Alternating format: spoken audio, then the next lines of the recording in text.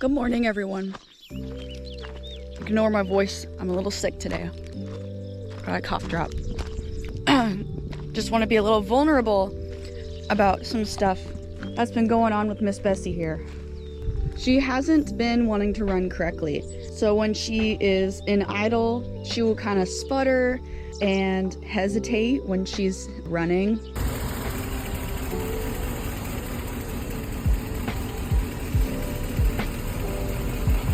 And she's throwing a blinking engine code. So if you know anything about vehicles, if you have a blinking engine code, that means that something is pretty critically wrong with the engine. And on top of everything that's going wrong, you know, it was just kind of hard to hear. And all this was going on, I forgot the key inside. All this was going on when the no start issue was happening because I unplugged the fuel pump. I took the ground off in the back so that we could work on the rust. I should probably close this because I need every bit of battery I can get. But there, that is the fuel pump. The ground of the fuel pump. So I took that off so that we could get at the rust back here. And I didn't know that was the fuel pump ground. Guys, if you're taking any grounds off the vehicle, just look at a diagram or just know what you're taking off before you just do it. But in my defense, everything else back there that's a ground is like a tail light. It's the accessory light, so I'm just like, whatever.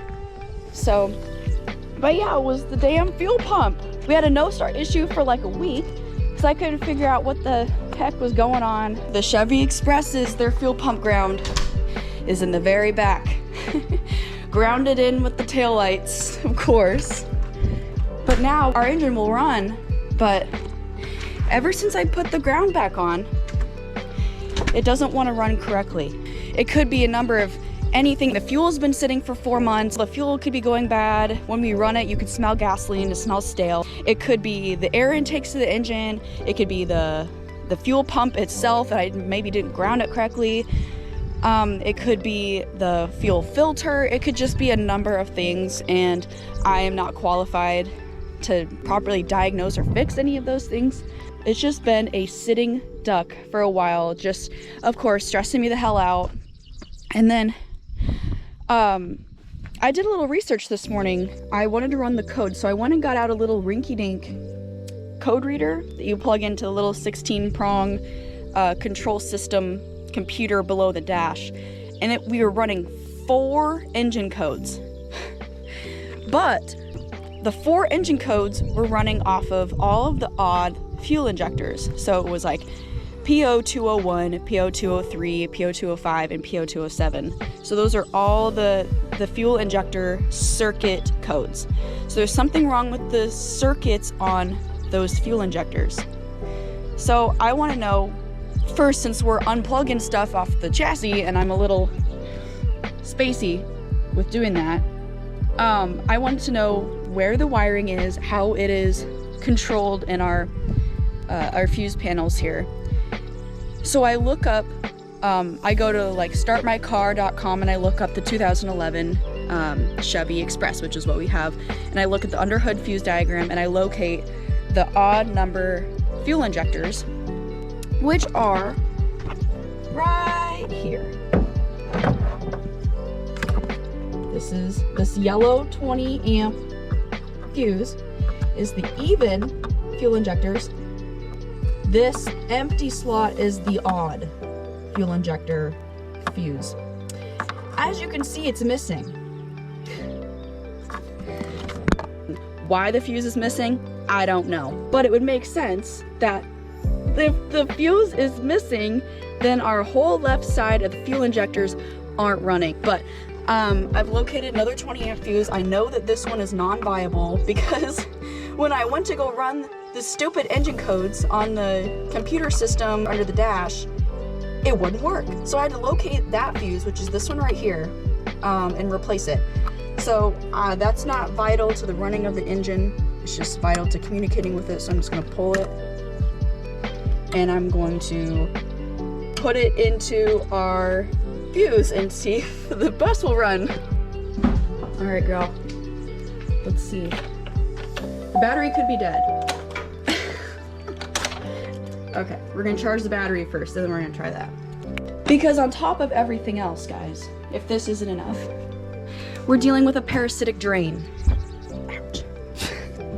We're dealing with a parasitic drain to our battery, and we have for a couple months. Since the demo phase, we've had something draining our battery about every 5 days. So something very, very small. And I have ran a parasitic draw test on all of there's 3 fuse boxes, and I've checked every single fuse, and I can't get a read on a draw anywhere. So I don't know. And this is kind of a wild goose that sometimes people chase for years before they diagnose, and it drains over the course of 5 days instead of overnight. So for now, as long as we run it consistently. Oh my gosh, get out of there, Rika. Hey. Oh my gosh, whatever. Yeah, well, we haven't been able to run it correctly because the engine sounds like shit right now. So it's kind of like, you know, I'm just gonna let it die because I didn't feel comfortable running the engine because of its issues, and if the battery's gonna go dead, I mean, there's nothing I can do about it. So that's where we're at. All right. She's charging again.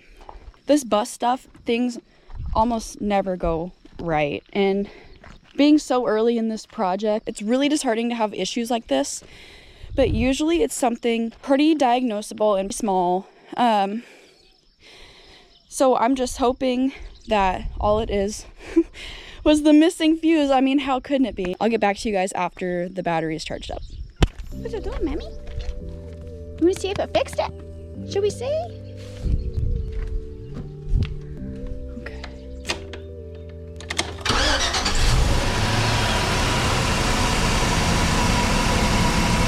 Wow. Well, it already sounds so much better. Like, I can't even believe it. It looks like we're still throwing an engine code though, but it's not blinking, so that's a good sign at least. I'll have to get another 20 amp fuse so that we can plug it in to the control system's computer so that we can actually read the code. But for now, I would say this is a win.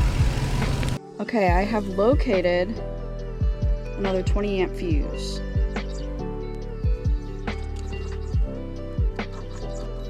I heard it beep. Let's go see.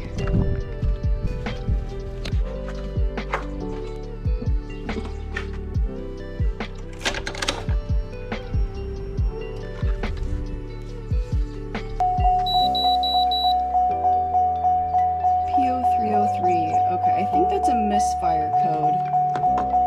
Let's look into that.